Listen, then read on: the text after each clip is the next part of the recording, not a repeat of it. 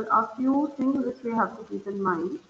So, what are the key concepts we are going to talk about today? We will define what is obesity, what is the global burden of this disease, क्या problem है, मोटापे से actually दिक्कत किस चीज़ पे ज़्यादा आ रही है, क्या सब टाइप्स होते हैं ओबेसिटी के, कॉजेज क्या हैं, मैनेजमेंट एंड ट्रीटमेंट मेथड्स, जिसमें हम स्पेशली लाइफस्टाइल चेंज के बारे में हम ज़्यादा बात कर सकते हैं। तो जब हम ओबेसिटी को डिफाइन करते हैं, कैसे पता लगाया जाए कि पर्सन किस कैटेगरी में आता है। So I don't know if you have heard of the studies about this body mass index. Body mass index is criteria. आप अपनी अगर आपको हाइट और वेट पता है, हाइट आपको पता होनी चाहिए मीटर्स में और वेट आपको पता होना चाहिए किलोग्राम्स में, तो आप अपने वेट को 2 बार हाइट से डिवाइड करेंगे। तो अगर आपकी जो वैल्यूज हैं वो 18.5 से 24.9 के बीच में आ रही हैं, तो आप नॉर्मल वेट की कैटेगरी में हैं। 25 एंड अबव बीएमआई जाते ही आपका मोटापे की जो बढ़ने की प्रोसेस है वो स्टार्ट हो चुकी है।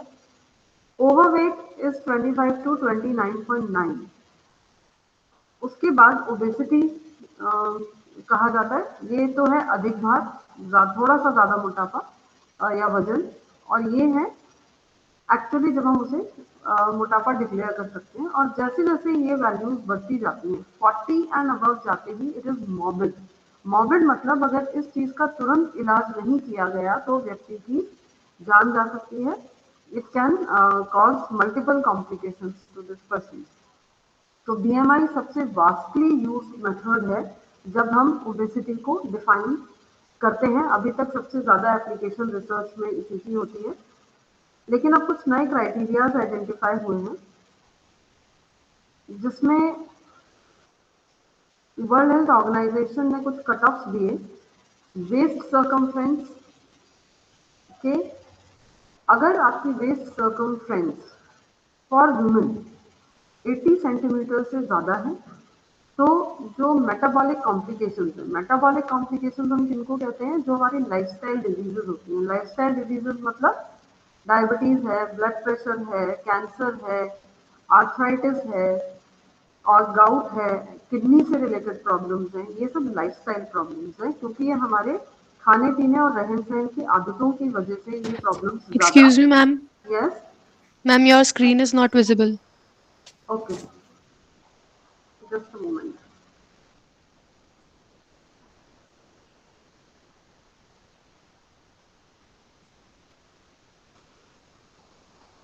Now Yes, ma'am. this slide you must have not seen, so I'll present from here again.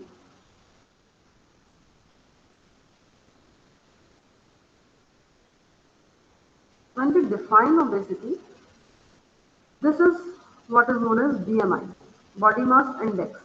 So, a person who is in the category of 18.5 to 24.9 is a normal weight person, and as the BMI value increases, the severity of obesity increases.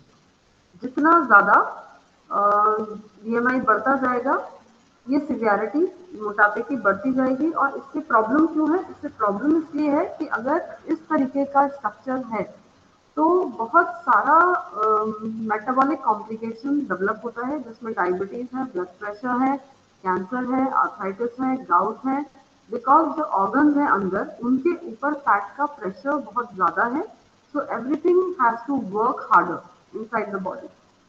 So this is known as morbid obesity. Morbid means which can lead to severe disease and mortality, death. That is morbidity. तो ये इस level तक चला जाता है obesity.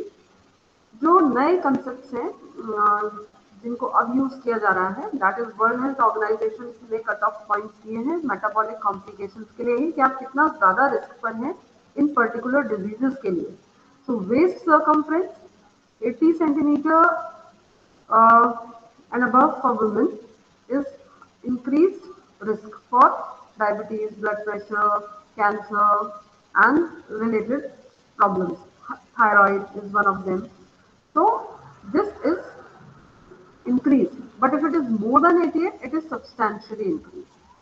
तो waste circumference, waste को नापते हैं जब हम, तो जो नेवल पॉइंट है आपका, नेवल पॉइंट और जो कर्व होता है उस नेवल पॉइंट पे हम इसका मेजरमेंट लेते हैं. 1 inch above navel and 1 inch below navel भी 3 मेजरमेंट्स दिए जा सकते हैं. There are standard protocols for measuring also. So waist circumference, if it is more than 80 centimeter, you are at a higher risk of diseases. For women and for men, it is more than 94 centimeters. And if it goes beyond 102, then it is a higher risk for developing all these health problems. और reason इसका ये है कि जो visceral fat है, visceral fat हम किसको कहते हैं, जो बॉडी के ऑर्गन्स के चारों ओर जो फैट जमा होने लगता है और उन डेलिकेट ऑर्गन्स पर प्रेशर डाल रहा है, it has been found to be metabolically very active और वो बहुत सारी हेल्थ प्रॉब्लम्स को जनरेट करता है. Mechanisms are very complex, we can not discuss them in detail in the purview of this particular presentation, so but they are complex procedures. Then waist circumference बहुत recently use होने लगा है. पहले waist and hip ratio use किया जाता था. Waist and hip ratio में waist circumference और हिप सर्कमफ्रेंस को डिवाइड करते हैं. Waist circumference divided by hip circumference in centimetre, तो यूनिटलेस हो जाता है. Centimetre divided by centimetre, it becomes unitless value. 0.85 या उससे ज्यादा फीमेल्स के लिए एंड 0.9 या उससे ज्यादा मेल्स के लिए अगर है, तो it is a very high risk of metabolic disorders. तो मोटापे की प्रॉब्लम सिर्फ इसलिए नहीं है कि आप अच्छे नहीं दिखते हैं. The major problem with the public is और द लेमैन इज कि हम वेट को सिर्फ एक कॉस्मेटिक चीज मान के चलते हैं कि हमें अच्छा दिखना है इसलिए हमें पतले रहना जरूरी है, बट उससे रिलेटेड और एसोसिएटेड जो हेल्थ प्रॉब्लम्स हैं उन पे हमारा ध्यान बिल्कुल भी नहीं होता है. So that has to be taken care of. So this is how you can just identify कि जो green range है that is healthy range, फिर 80 to 88 it is risk, and beyond 88 centimeters it is high risk for women, and similarly more than 102 it is risk for men. The third way when to define obesity is BCA, body composition analysis. ये हम तब use करते हैं जब हम किसी individual की counselling करते हैं. जो वेस्ट सर्कमफ्रेंसेस है, वेस्ट हिप रेशियो है और या BMI है, that is the easier method to use when you are going in field. आप किसी एक सिटी में सर्वे करना चाहते हैं कि कितना मोटापा है लोगों के अंदर, तो वो मेथड ज्यादा इजी होते हैं अप्लाई करने के लिए इतने सारे लोगों के साथ. पर अगर हम इंडिविजुअल 1-to-1 काउंसलिंग की बात कर रहे हैं, then body composition analysis is a latest, अब तो लेटेस्ट भी नहीं कह सकते इसको, आए हुए भी काफी टाइम हो गया है, but it is done by 2 method. आपको कॉमनली जो ये स्विमिंग सेंटर्स, जिम्स हैं, इनमें जो मशीन्स मिलती हैं अगर आप लोगों ने देखी हो, तो they work on the principle of biological impedance. Impedance means resistance. किस चीज की रेजिस्टेंस? जब आप बॉडी वेट, आप एक मशीन होती है जिससे आपको खड़ा होना होता है विदाउट सॉक्स और with the minimum clothing which is possible in a season. और जब हम उस पर खड़े होते हैं तो या तो लिटा के देखा जाता है BCA, तो उस पर छोटे छोटे चैनल्स होते हैं. वो चैनल्स जो हैं, I think trying to join just.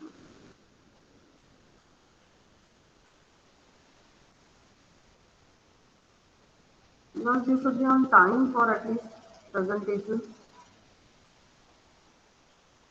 To disturb the whole.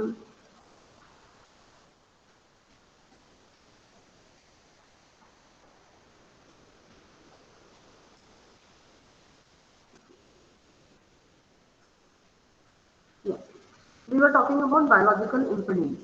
तो बहुत ही एक हल्का करंट 50 मेगाहर्ट्ज का और सम माइक्रो एम्पियर्स में बहुत ही लाइट करंट आपकी बॉडी में से पास होता है. And fat, as we all know, is the insulator of electric current. वो इलेक्ट्रिक करंट को पास नहीं होने देगा. उसके अलावा बॉडी में जितनी चीजें हैं, चाहे वो वाटर है, चाहे वो बोन्स हैं, क्योंकि उनमें मिनरल्स प्रेजेंट हैं, उनमें हाईली आयोनाइज्ड पार्टिकल्स प्रेजेंट हैं, तो वो करंट को पास होने देते हैं. तो कितनी रेजिस्टेंस आपकी बॉडी ने दी है उस इलेक्ट्रिक करंट को फ्लो होने के लिए, उसके बेसिस पे कैलकुलेट किया जाता है कि आपका बॉडी का फैट परसेंटेज कितना है। और एक टेक्निक जो अभी बहुत कॉमनली यूज नहीं हुई है, हो पाती है क्योंकि इसके लिए बड़े इक्विपमेंट्स की और एक ट्रेन्ड स्टाफ की जरूरत होती है, तो that is known as DEXA, जो अभी तक बोन डेंसिटी के लिए यूज की जाती रही है। इसको इसमें एक्सरेज पास होती हैं बॉडी से, और जब वो डिफ्लेक्ट होती है दूसरी तरफ, तो जो फैट में से पास होती हैं और जो बोन्स में से पास होती हैं, उनके पाथ में कुछ चेंजेस होते हैं। उसको उसके बेसिस पे कैलकुलेट किया जाता है कि बॉडी में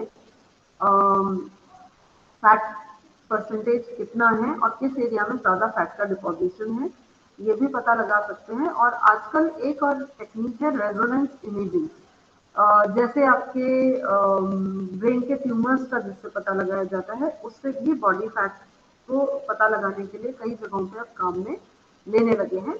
अभी इंडिया में ये इतना कॉमन नहीं है, डेक्सा फिर भी यूज होने लगा है। So, any woman should not have more than 25% fat, and any men should not have more than 18% of fat after getting reaching adulthood. 18 to 21 years की एज आने के बाद 25% से ज़्यादा फैट नहीं होना चाहिए फीमेल्स की बॉडी में, और 18% से ज़्यादा नहीं होना चाहिए मेल्स की बॉडी में।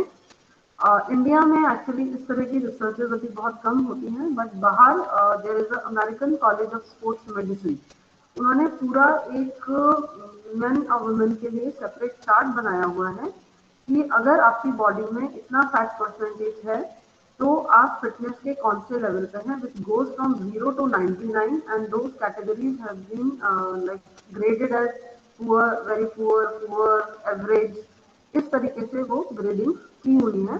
सो if we know the body fat percent of someone, we can compare it to that chart and tell that person कि आपकी फिटनेस का लेवल अभी ये है, according to age, according to gender, and according to your body fat percentage.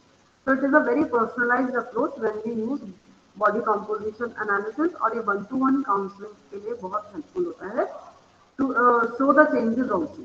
क्योंकि कई बार बहुत सारी ऐसी वेट मैनेजमेंट के टाइम प्रॉब्लम्स आती है, माइट भी आप लोगों ने भी अगर कभी फेस की हो, कि वेट कम नहीं हो रहा लेकिन इंचेस कम होते जा रहे हैं, या मैं इतना सारा एक्सरसाइज कर रही हूँ पर अब पहले जितनी कर पा रही थी एक्सरसाइज उतनी नहीं होती है, और ऐसा लग रहा है कि बॉडी वेट बढ़ रहा है। So there are so many different type of problems people come up with. वो उन सब सॉल्यूशन के लिए बॉडी कॉम्पोजिशन एनालिसिस एक बहुत अच्छा तरीका होता है उनको समझाने का कि एक्चुअली आप कहाँ गलत हैं और क्या चीज़ आप गलत कर रहे हैं। These are obesity subtypes. अब अभी तक BMI को माना जाता था, फिर वेस्ट सर्कमफ्रेंस को यूज करने लगे, फिर बॉडी कॉम्पोजिशन पे आए, तो ये देखा कि हर व्यक्ति जिसका BMI ज्यादा है, जरूरी नहीं है कि उसको मेटाबॉलिक कॉम्प्लिकेशंस हो। अगर आप एथलीट्स या स्पोर्ट्स वाले लोगों की बात करेंगे तो वो उनका बॉडी वेट आपसे ज्यादा होता है। यूजुअली आप देखेंगे एक क्रिकेटर है, एक बैडमिंटन प्लेयर है, या आपके कॉलेज में भी जो गर्ल्स स्पोर्ट्स में इन्वॉल्व है, they have heavier weight, but they are, आप उनको देख के भी नहीं कह सकते कि ये मोटा है। क्यों? क्योंकि वो फिट दिखते भी हैं। क्यों फिट दिखते हैं? क्योंकि उस हाई BMI के बावजूद उनका एक तो फैट मास या तो ज्यादा नहीं है, और अगर ज्यादा है तो वो पूरी बॉडी में बराबर डिस्ट्रीब्यूटेड है किसी एक एरिया पे।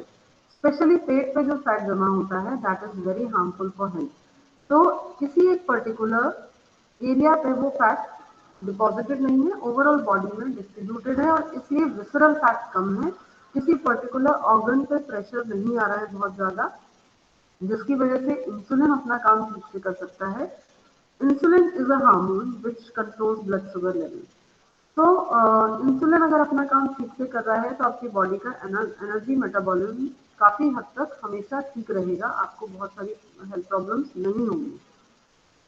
HDL is high density lipoprotein which is good cholesterol. I think अगर हार्ट डिजीज हमने डिस्कस की है अपने सिलेबस में, तो उसमें ये आपने थोड़ा सा इसका बारे में थोड़ा सा पढ़ा होगा। एंड लो ट्राइग्लिसराइड्स, ट्राइग्लिसराइड्स में जो सिंपल डाइटरी फैट्स हैं, ये हमेशा कम रहेंगे, क्योंकि ये अगर बॉडी में ज़्यादा होने लगते हैं तो ये आर्टरीज में चिपकने लगते हैं, आर्टरीज में ब्लॉकेज कर देते हैं and that causes a lot of health problem. So this is one thing. So these individuals are defined as metabolically healthy and obese. मोटापा है लेकिन इनको मेटाबॉलिक हेल्थ प्रॉब्लम्स के लिए जो रिस्क फैक्टर्स दूसरे हैं साथ में वो सब इनके ऊपर इफेक्टिव नहीं है और इसलिए इनको मोटापे से संबंधित समस्याएं नहीं होंगी. एट रिस्क ओबीस कौन होंगे? इसके ठीक उलट जिनका बीएमआई ज्यादा है, फैट ज्यादा है, पर विसरल फैट ज्यादा है. विसरल फैट हमेशा ऑर्गन्स के चारों ओर जमा होता है, स्पेशली एब्डोमिनल एरिया में. लो इंसुलिन सेंसिटिविटी होगी और जैसे ही एब्डोमिनल फैट जमा होने लगता है तो इंसुलिन रेजिस्टेंस डेवलप होने लगती है. कई लोगों को आपने देखा होगा जो ओवरवेट होते हैं उनकी गर्दन के आसपास बहुत काले काले निशान दिखाई देते हैं. लगता है ऐसा है जैसे कि डर्ट की लेयर बन गई है, लेकिन वो डर्ट की लेयर नहीं होती है, वो हार्मोनल इम्बैलेंसेस का इंडिकेशन होता है that insulin is not able to work properly. So that is low insulin sensitivity. Low HDL. HDL जो है it is good for heart. High density lipoprotein जो होते हैं वो हार्ट की हेल्थ के लिए अच्छे होते हैं. तो यहाँ पे ऊपर वाली कंडीशन से ठीक उलट लो एचडीएल है, हाई ट्राइग्लिसराइड है. So they are at risk obese. Risk of what? Risk of diabetes, blood pressure, cancer, arthritis, gout, and similar other situations. Then metabolically obese and normal weight. अब इस जो first वाला था उसके ठीक opposite ये वाली कंडीशन है जिसमें व्यक्ति का बीएमआई नॉर्मल में आ रहा है रेंज में, लेकिन उसके पेट पे फैट इकट्ठा है, विसरल फैट इकट्ठा है. ऐसे बहुत लोग आपको देखने को मिलेंगे और इंडियंस में ये टेंडेंसी बहुत ज्यादा है एब्डोमिनल फैट डिपॉजिशन की. And there muscle mass is very low. उनका जो बॉडी वेट है उसमें फैट का ज्यादा पार्ट है बजाय बोन्स और मसल्स की. कुछ लोगों की बोन्स और मसल्स हेवी होती हैं और वो लगता है उनको कि हमारा वेट इतना है, वेट इतना है, लेकिन देखने वाले को भी नहीं लगता कि उनको कोई प्रॉब्लम है और उनको they feel fit because they have more muscles and good bones. तो अगर आपकी बोन्स स्ट्रांग है और आपकी मसल्स स्ट्रांग है तो आपकी वर्किंग कैपेसिटी, आपका स्टेमिना, आपका हेल्थ हमेशा बेटर साइड पे रहेगा. और जो मेटाबॉलिकली ओबीज और नॉर्मल वेट है इनके high fat liver fat, fatty liver is a disease which causes a lot of problems. तो हाई लिवर फैट डिपॉजिशन देखा जाता है इन लोगों में and high triglycerides. Metabolically healthy normal weight. ये एक पूरी तरह से नॉर्मल व्यक्ति है जिसका विसरल फैट भी लो है, बीएमआई भी लो है, फैट भी ज्यादा नहीं है, बॉडी में बोन्स और मसल्स का वेट अच्छा है, इंसुलिन प्रॉपर वर्क कर रहा है और लिवर के आसपास फैट का डिपोजिशन नहीं है. This is the luckiest person of all these varieties. So these are the obesity subtypes. Then when we talk about obesity global burden of disease, so what are we basically targeting? 10 में से adults they are going to be obese by 2035. अभी की जो present scenario है उसको अगर हम देखें तो 2015 में 33% से ऊपर के जो लोग थे वो ओवरवेट और ओबेसिटी में आने लग गए थे. और सो 30 and 29%, अगर आप इसका टोटल बर्डन देखेंगे तो it will go somewhere around 60% के आसपास. और 2039 में obesity will increase by 10%. This has been predicted according to the present rate. अगर यही ट्रेंड चलता रहा तो अगले अब तो क्या 2021 आ गया तो अगले 14 सालों में हम इस कंडीशन को पार कर लेंगे. And it is the fifth leading cause of all deaths. जो लास्ट वर्ल्ड हेल्थ ऑर्गेनाइजेशन की रिपोर्ट थी उसमें इसको सिक्स कॉज माना गया था. अब ये एक स्टेप और ऊपर आ गई है और fifth leading cause of all death. और हर साल कम से कम 2.8 मिलियन लोग सिर्फ ओवरवेट और ओबेसिटी की वजह से उनकी डेथ हो जाती है. ओबेसिटी होने से 44% चांसेस बढ़ जाते हैं डायबिटीज होने के, 23% हार्ट डिजीज के and 41% different types of cancer. उसमें से कुछ कैंसर ओबेसिटी से रिलेटेड नहीं है पर कुछ कैंसर ओबेसिटी से रिलेटेड है. तो 41%. Then what are the causes of obesity? When we are talking about causes of obesity, then ये कॉमन चीजें हैं जिनको हम देखते हैं. ओवर ईटिंग, बहुत ज़्यादा sweetened drinks, genetics, hormonal imbalances, smoking, alcoholism, medication, sedentary lifestyle and insufficient sleep. तो जब हम causes of obesity की बात करते हैं तो there are some factors which are modifiable and some which are non modifiable. हम genetics change नहीं कर सकते, हम आपकी जो कोई डिजीजेस बाय बर्थ है उनको चेंज नहीं कर सकते, पर हम क्या चीज़ें चेंज कर सकते हैं, हम अपनी ईटिंग हैबिट्स चेंज कर सकते हैं, हम अपनी स्लीप पैटर्न को सुधार सकते हैं, हम अपनी एक्टिविटी लेवल को सुधार सकते हैं, स्मोकिंग अल्कोहलिज्म जैसी आदतों को बदल सकते हैं, अननेसेसरी मेडिकेशन की आदत नहीं डालें क्योंकि बहुत सारे मेडिकेशन हैं जिनका आफ्टर इफेक्ट स्पेशली जो हार्मोनल ट्रीटमेंट वाले होते हैं या स्टेरॉइडल जो ट्रीटमेंट्स होते हैं उनका एक आफ्टर इफेक्ट है वेट गेन। तो मोटापा जब बढ़ता है तो age, gender, females are more prone to obesity than males because naturally they have a higher body fat percentage. तो एज है, जेंडर है, जेनेटिक्स है, ये चीजें आपके कंट्रोल में नहीं है, इनको आप नहीं बदल सकते। आप बदल सकते हैं दूसरे जो फैक्टर्स हैं जो आपके कंट्रोल में है उनको अगर आप चेक कर लेते हैं तो आप अगर जेनेटिकली प्रोन भी हैं ओबेसिटी के लिए, आपकी जीन्स में वो जीन है जो ये कहता है कि आपका वेट बढ़ सकता है, तो भी आप खुद को हेल्दी और फिट रख सकते हैं अगर आपकी लाइफस्टाइल और रिलेटेड जो हैबिट्स हैं वो अच्छी होती हैं। तो these are the causes of obesity. When we talk about management and treatment methods, ये तीन चीज़ें हैं जो हम यूज करते हैं। फार्माकोलॉजी, ये डाइटिशियंस या न्यूट्रिशनिस्ट के प्रॉब्लम में नहीं आता है, ये डॉक्टर्स सजेस्ट करते हैं दवाइयाँ, मेडिसिन, डिपेंडिंग कि क्या सिचुएशन है। किसी भी नॉर्मल वेट जिसका बीएमआई अभी मॉर्बिड के लेवल पे नहीं पहुंचा है उसको हमेशा diet and lifestyle related modification suggest किए जाते हैं। Medicine and surgery are the last option. कुछ भी काम नहीं कर रहा है तब जाकर मेडिसिन और सर्जरी के बारे में बात की जाती है। फार्माकोलॉजी की जब हम बात करें तो थायराइड हार्मोन, जिन लोगों को हाइपोथायराइडिज्म होता है उनका वेट गेन होने लगता है क्योंकि थायराइड हार्मोन जो है वो बेसल मेटाबॉलिक रेट, आपकी एनर्जी को यूटिलाइज करने की जो एफिशिएंसी है उसको इफेक्ट करता है। तो अगर थायराइड का ट्रीटमेंट चलेगा तो वेट रिडक्शन होगा because that metabolic rate would be taken care of.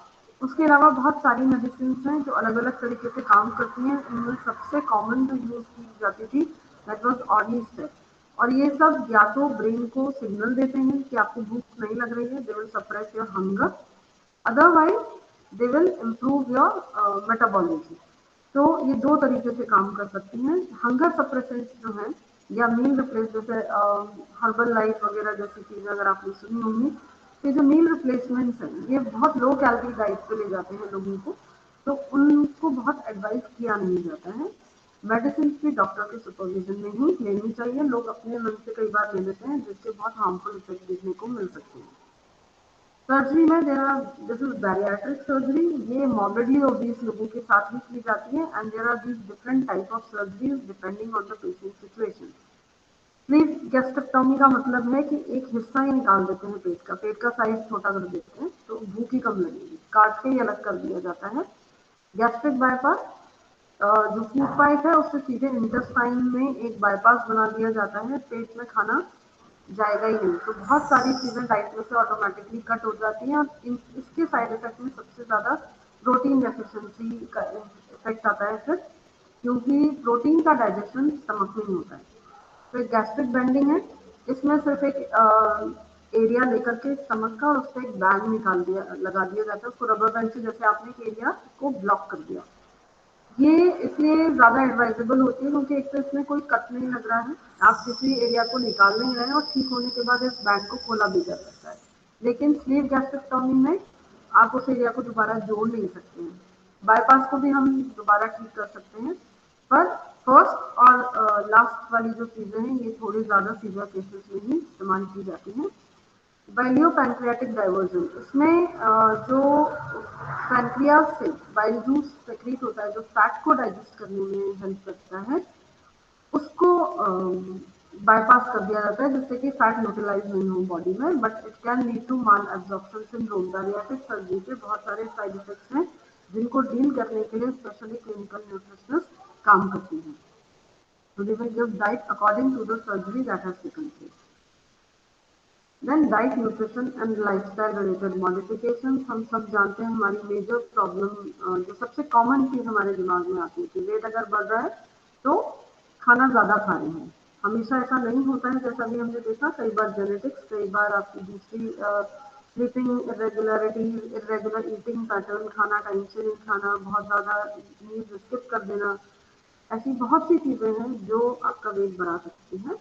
But जब हम diet, nutrition and lifestyle related modification की बात करते हैं तो ये स्टैंडर्ड गाइडलाइंस है जो वर्ल्ड हेल्थ ऑर्गेनाइजेशन ने दी हुई है। जो ट्रेंड न्यूट्रिशनिस्ट या डाइटिशियन है वो इन गाइडलाइंस को डाइट के फॉर्म में कन्वर्ट कर सकती हैं, जिसमें टोटल फैट, सारी जितना एनर्जी इनटेक है एक दिन का उसका 30% होना चाहिए।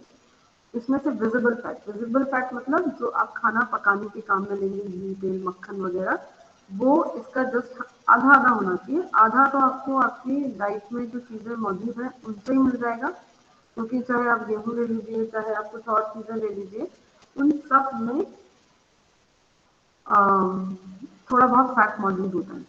तो visible fat and invisible fat 15% polyunsaturated fatty acids 7%, monounsaturated fatty acids 7%, trans fats less than 1%, and cholesterol less than 300 milligrams per day. Now polyunsaturated fats and monounsaturated fats के बारे में अगर आपने थोड़ा पढ़ा है तो आप ये समझ सकेंगे कि जो पॉलीअनसैचुरेटेड फैटी एसिड्स होते हैं ये हमारी हेल्थ के लिए बहुत अच्छे माने जाते हैं, because they lower the cholesterol level. ये प्लांट सोर्सेज से आते हैं और इनमें नेचुरली कोलेस्ट्रॉल प्रेजेंट नहीं होता है। लेकिन इसमें एक जैसे आजकल हम एड्स में देखते हैं कि सनफ्लावर का तेल खाइए, सोयाबीन का तेल खाइए, या जो भी इस तरह के ऑयल्स आजकल बहुत चलने लगे हैं, आपको ये देखने की जरूरत है कि जो पॉलीअनसैचुरेटेड फैट्स हैं, because they are unsaturated, they readily oxidize in with oxygen in presence of heat and temperature. यानी जैसे ही आप इनको गर्म करेंगे, आप सोयाबीन का तेल गर्म करिए एक पैन में और घी गर्म करिए एक पैन में, सोयाबीन का तेल धुआं नहीं में बहुत तेजी से धुआं उठने लगेगा बहुत जल्दी, और घी में नहीं उठेगा। क्यों? कि घी सैचुरेटेड फैट है। तो जो इंडियन कुकिंग है जिसमें तड़का लगाना होता है, जिसमें ऑयल को हीट करना होता है, उसमें पॉली अनसैचुरेटेड से ज्यादा मोनो अनसैचुरेटेड फैट्स वाले जो ऑयल हैं वो हेल्पफुल होते हैं, जिसका एग्जाम्पल है सरसों सरसों का तेल, मूंगफली का तेल और तिल का तेल। ट्रांस फैट्स जो है ये ट्रांस मीन्स एक्चुअली, जब कार्बन, जो बच्चे साइंस बैकग्राउंड से वो थोड़ा बेटर शायद ये समझ पाएंगे कि जो कार्बन की चेन होती है उसमें हाइड्रोजन और जो दूसरे ग्रुप्स हैं वो अगर एक ही तरफ अटैच है तो उसको सिस फॉर्म कहा जाता है। और जब वो अल्टरनेट में है, एक हाइड्रोजन कार्बन का डबल बॉन्ड के ऊपर की तरफ है और एक नीचे की तरफ है, ऑपोजिट साइड में है, तो that is trans form of any organic molecule. It can be carbohydrate, protein and fats, but trans fats जो है हम नेचुरली सारी सिस फॉर्म वाली चीज, CIS सिस फॉर्म वाली जितने भी चीजें होती हैं उनको डाइजेस्ट कर सकते हैं अच्छे से। ट्रांस को यूज करना हमारी बॉडी को नहीं आता। तो जब भी ऑयल या फैट्स के साथ कोई प्रोसेसिंग होती है और उनमें फैट का फॉर्म बदल जाता है, फिर उसके बजाय ट्रांस में बदल जाता है, it becomes very harmful for the body. और उसका एग्जाम्पल है जितने आपके चिप्स हैं मार्केट में, कुरकुरे है और बच्चों के लिए किंडर जॉय है और वो चोको पाई है, और ऐसी सारी चीजें जो हैं जो कि टेस्ट में बहुत अच्छी होती हैं, but they are full of trans fat. और हम बहुत छोटे एज से बच्चों को ये खिलाने लगते हैं, और उसके बाद फिर हम देखेंगे कि जब 20 साल के बच्चे को हार्ट अटैक आ जाता है तो हमको लगता है कि इसको क्या हो गया। क्यों? क्योंकि वो 3 साल की उम्र से वो चीजें खा रहा था जो उसकी आर्टरी में ब्लॉकेज कर रही थी। पर यंग एज में क्योंकि एक्टिविटी ज्यादा होती है, बिल्कुल न्यू ग्रोइंग बॉडी होती है, तो वो उस एज को झेल जाती है। लेकिन जो हार्ट अटैक पहले लोगों को 80 ईयर्स की एज पे आता था, वो आज उसको 20 साल, 22 साल, 25 साल की उम्र से आ रहा है, बिकॉज उसकी डाइट बचपन से ही गलत डायरेक्शन में जा चुकी है। Cholesterol less than 300 milligram per day. तो जो लोग नॉन वेजिटेरियन है स्पेशली उनको इस पर फोकस रखने की ज़्यादा ज़रूरत है कि अगर आप एग कंज्यूम करते हैं तो आप घी बिल्कुल अवॉइड करें। अगर जो लोग वेजिटेरियन हैं वो थोड़ा बहुत घी ज़रूर खाएं क्योंकि थोड़ा कोलेस्ट्रॉल बॉडी को चाहिए। कोलेस्ट्रॉल के एब्सेंस में आपकी बॉडी विटामिन डी नहीं बना सकती, जिसकी आजकल बहुत ज़्यादा डेफिशिएंसी देखने को मिल रही है। तो टोटल प्रोटीन है 15% of the total calories. Carbohydrate 55% तक जा सकता है, लेकिन इसमें से जो फ्री शुगर्स हैं वो 10% से कम रहनी चाहिए। More than 25 gram per day should be total dietary fiber.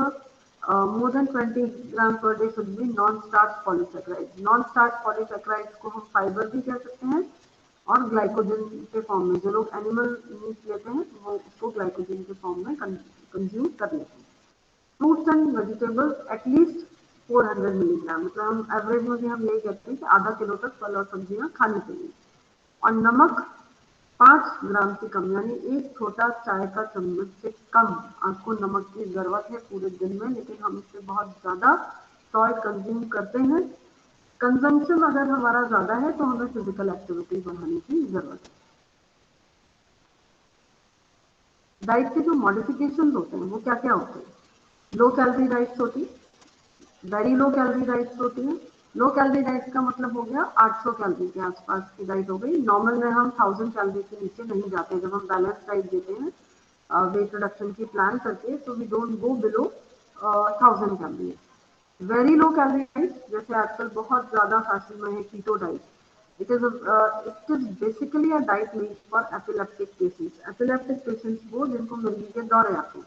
It is not a diet for weight management, but people are using it because instant results उनको इसमें दिखता है, बट उसके जो हार्मफुल इफेक्ट्स हैं। अभी रिसेंटली एक south Indian actress died because of following this keto diet. तो this should not be consume. अगर कभी लेनी भी है तो एक दिन या 2 दिन के लिए ट्राई कर सकते हैं, but it should not be a long term regime. Meal replacement जैसा मैंने बताया, आजकल वो पाउडर्स आते हैं कि आप एक टाइम का खाना हटा दीजिए और उसकी जगह ये पाउडर घोल के पी लीजिए। तो बेसिकली वो क्या कर रहे हैं, वो आपको फाइबर रिच एक घोल दे रहे हैं, आपका पेट भरा रहेगा और उसमें वो कुछ न्यूट्रिएंट्स भी डाल देते हैं। बट अल्टीमेटली जब भी आप उस मील रिप्लेसमेंट को बंद करेंगे, तो अगर आपने अपनी बेसिक डाइट को करेक्ट नहीं किया है तो आपकी प्रॉब्लम वहीं की वहीं रह जाती है। Balance diet with negative energy balance.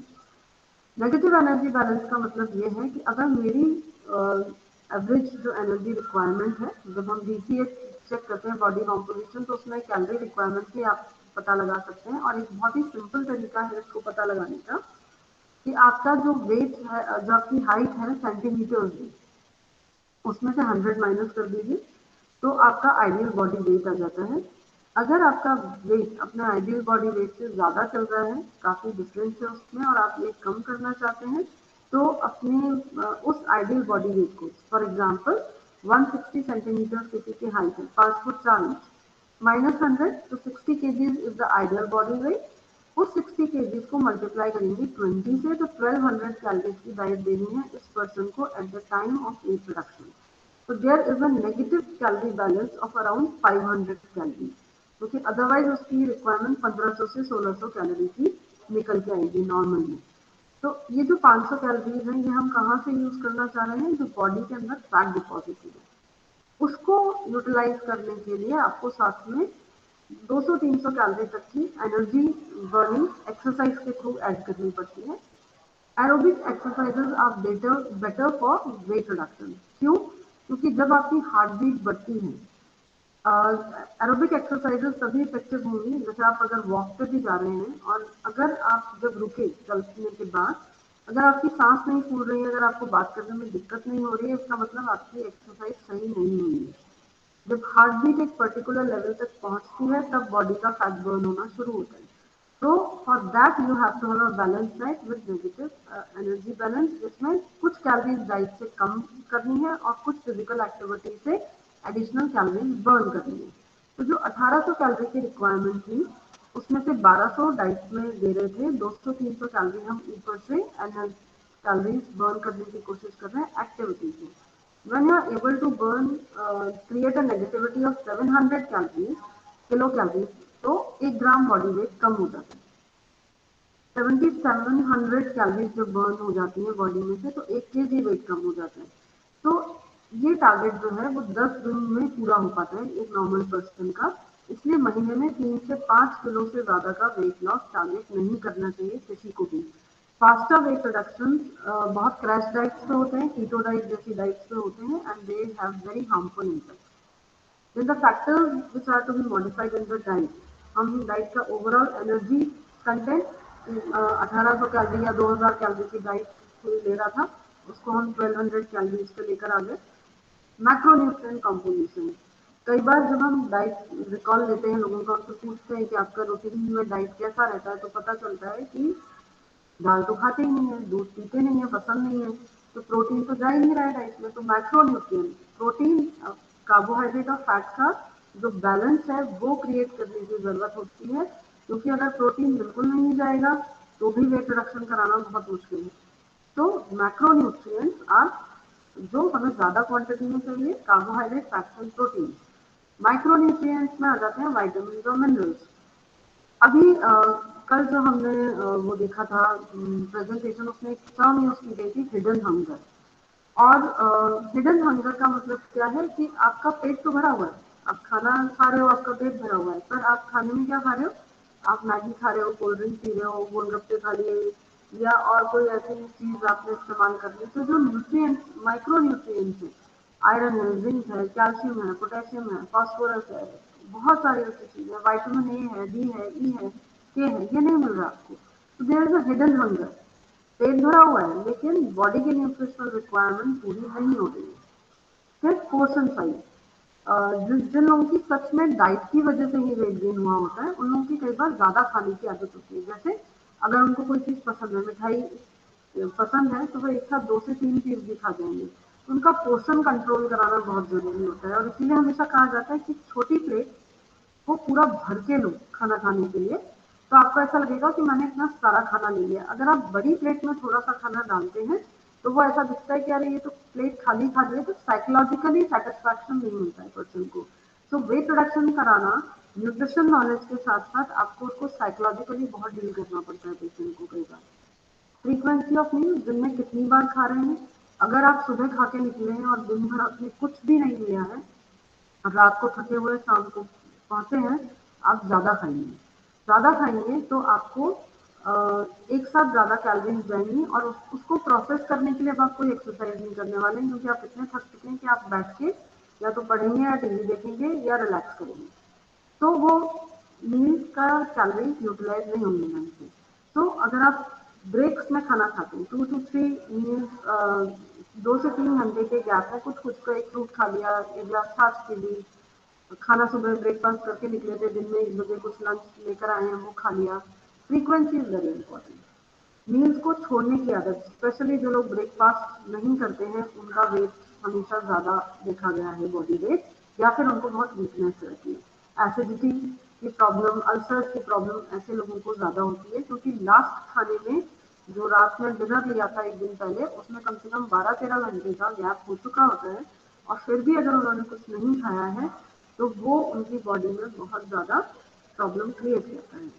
Fluid intake, पानी का इनटेक, या गर्मियों में स्पेशली हम ये ज्यादा अच्छे से कर पाते हैं, हमने छाछ पी ली, कोई जूस, शिकंजी पी ली, कोल्ड ड्रिंक्स नहीं पीने हैं, हेल्दी बेवरेजेस कंज्यूम करने हैं। तो फ्लूइड इनटेक अच्छा रखेंगे तो क्या होगा, जो टॉक्सिन्स है बॉडी के अंदर वो बाहर फ्लश आउट आराम से हो पाएंगे। एंड प्रोसेस फूड कंजम्पशन को जितना कम रखें, प्रोसेस फूड कंजम्पशन जितना आपका पैकेट वाला खाना आता है वो सब प्रोसेस फूड कंजम्पशन की कैटेगरी में आता है। इसको मिनिमल उस पर रखना चाहिए, जितना कम से कम आप यूज कर सकें वो ज्यादा बेटर होगा। लाइफस्टाइल मॉडिफिकेशन की जब हम बात करते हैं तो स्लीप पैटर्न, स्ट्रेस के level, smoking, alcoholism, irregular eating pattern, physical activity, low physical activity होती है लोगों की।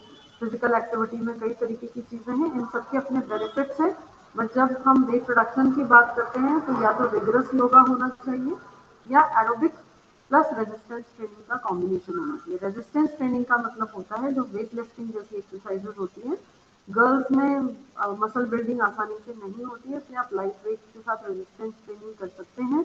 और उससे आपके बोन्स में कैल्शियम डिपोजिशन इम्प्रूव होता है, आपकी बोन्स स्ट्रॉन्ग बनती हैं, मसल्स टोन्ड अप हो जाते हैं। और हफ्ते में 3 दिन एरोबिक और 3 दिन रेजिस्टेंस ट्रेनिंग करने से आपको एक आइडियल पैटर्न मिलता है अपने बॉडी वेट को कंट्रोल में रखने के लिए। ये फिजिकल एक्टिविटी लेवल की वैल्यूज हैं जो Indian council of medical research ने ली हैं। सेडेंट्री जो लोग हैं, जो बिल्कुल कम काम करने वाले हैं, उनका पूरे दिन का फिजिकल एक्टिविटी लेवल देखा गया तो it comes to 1.53। Moderate workers जो कुछ हाउसवाइफ जो घर के काम खुद करती हैं, या फिर ऐसे लोग जिनकी जॉब में मार्केटिंग वगैरह जैसी जॉब में जिनमें मूवमेंट बहुत रहता है, उनका फिजिकल एक्टिविटी लेवल 1.8। और हैवी वर्कर या तो मजदूर और या फिर स्पोर्ट्स वाले लोग 2.3 इनका फिजिकल एक्टिविटी लेवल होता है। ये कैसे देखा जाता है? पूरे दिन का एक्टिविटी पैटर्न रिकॉर्ड किया जाता है मिनट बाय मिनट। आप कितनी देर बैठे रहे, कितनी देर खड़े रहे, कितनी देर आपने खाना खाने में लगाया, कितनी देर आपने कुछ और काम किया। Everything is noted down and every activity has a energy cost. वो टेबल काफी बड़ी है तो I could not display here on this presentation, but her activity की एक एक्टिविटी कॉस्ट होती है कि आप कितनी एनर्जी खर्च करेंगे इस एक्टिविटी से 1 घंटे में। तो अगर आपने कोई एक्टिविटी 2 घंटे करी है लगातार तो वो कॉस्ट डबल हो जाएगी। अगर कोई 15 मिनट करी है तो उस कॉस्ट का 1/4 हो जाएगा। उस सबको ऐड करके और 24 आवर्स से उसको डिवाइड करते हैं, so this value comes which is known as physical activity level. और ये जितना हायर साइड पर रहेगा बॉडी के लिए उतना अच्छा रहता है। 2.3 से बियॉन्ड हो नहीं सकता, ह्यूमन कैपेसिटी के बियॉन्ड है कुछ चीजें। पर बाहर हम देखते हैं 2.4, वहाँ का एक्चुअली एनर्जी कॉस्ट में भी वेरिएशन आता है क्योंकि वहाँ लोगों के हाइट और वेट यहाँ इंडिया के कंपेरिजन में ज्यादा होते हैं। Then why people target to manage weight? जो बिल्कुल नॉर्मल हेल्दी लोग हैं उनको अपनी फिटनेस मेंटेन रखनी होती है, जिनको अपनी बॉडी बिल्डिंग करनी है या अपीयरेंस इंप्रूव करनी है, जो स्पोर्ट्स वाले हैं, वो उन लोगों का टारगेट यही होता है कि increase the stamina, improving there appearances. Middle age में आते आते सिर्फ ये हो जाता है कि हाँ मुझे डायबिटीज नहीं हो, ब्लड प्रेशर नहीं हो, मेरी हेल्थ जैसी है वैसे बनी रहे, I am able to do my thing on my own.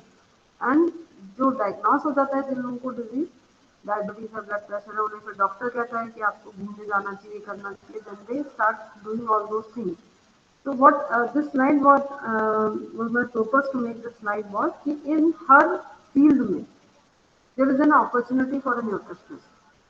अगर हम जनरल मेंटेनेंस की बात करते हैं, जैसे जो लोग जिम में एक्सरसाइज करने जाते हैं, जिन्होंने अभी वेट गेन नहीं किया है and they want to remain fit, there are nutritionist और काउंसलर्स इन जिम। जो स्पोर्ट्स वाले लोग हैं, स्पोर्ट्स न्यूट्रिशन पे we already had a lecture. So sports nutrition has its own specialization. You have to do, अभी इनके लिए specialise courses available नहीं है, बट जिस फील्ड में आपका इंटरेस्ट है, if you start working towards that field you will be considered as a specialist in that particular field. So there is a sports nutritionist, body building, जो भी sports वाले लोग हैं जो बॉडी बिल्डिंग वेट लिफ्टिंग में जाते हैं और या फिर जो जिम में जाकर के बॉडी बिल्डिंग करते हैं, दोनों को न्यूट्रिशनल सपोर्ट की जरूरत पड़ती है। जो मिडिल एज में अपनी हेल्थ इंप्रूव करने के लिए वेट प्रोडक्शन कर रहे हैं या डाइट पे ध्यान दे रहे हैं, इनके लिए आप देखेंगे बहुत सारे वेट लॉस सेंटर्स हैं, काउंसलिंग सेंटर्स हैं, जहाँ आजकल जयपुर में अब ये ट्रेंड आ गया है कि न्यूट्रिशन काउंसलर्स जो हैं वो अपना इंडिविजुअल क्लिनिक सेटअप करके भी लोगों को काउंसलिंग प्रोवाइड करते हैं, but that has to be done on the scientific basis. अभी भी जयपुर में ऐसे 2-3 काउंसलर्स हैं, नाम नहीं हिंदी में किसी का, जो बहुत फेमस हो गए हैं obviously and they are charging very high, but they are promoting keto diet and non scientific diet which is causing a lot of problem to the people afterwards. तो यहाँ पे आप एक जनरल वेट मैनेजमेंट काउंसलिंग पे काम कर सकते हैं। एंड जब हम डिजीज के साथ जब कोई व्यक्ति आता है तो डेफिनेटली जो हॉस्पिटल डाइटिशियंस हैं या क्लिनिकल न्यूट्रिशनिस्ट हैं वो इस फील्ड में उसको they can take care about it. तो this is why people look towards, but जो जनरल लोगों का टेंडेंसी है कि वो वेट सबसे पहले सिर्फ अच्छा दिखने के लिए कम करना चाहते हैं, but weight is a disease. Overweight and obesity is a disease, it is not a cosmetic issue. So all the related health problems should be taken care of. So I think that is all which I wanted to share with you today. Now if you have any questions you can ask.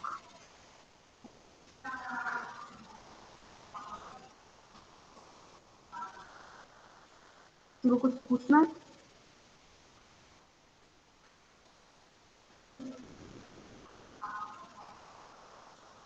किसी को कुछ नहीं पूछना है?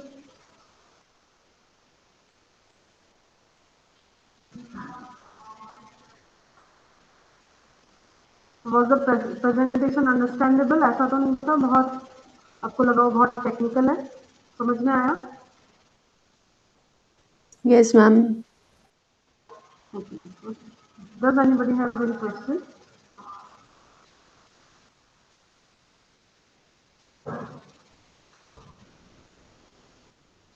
No questions?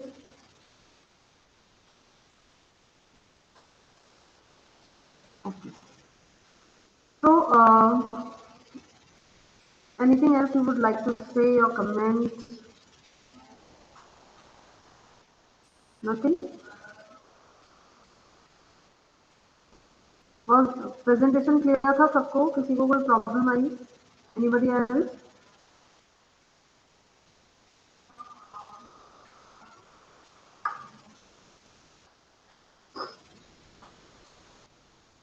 Okay, so I will consider it that the message has been well taken and you have been able to understand the presentation. Even if you have any query afterwards, you can always message me and ask if you want to ask anything. So I think we'll end this for today.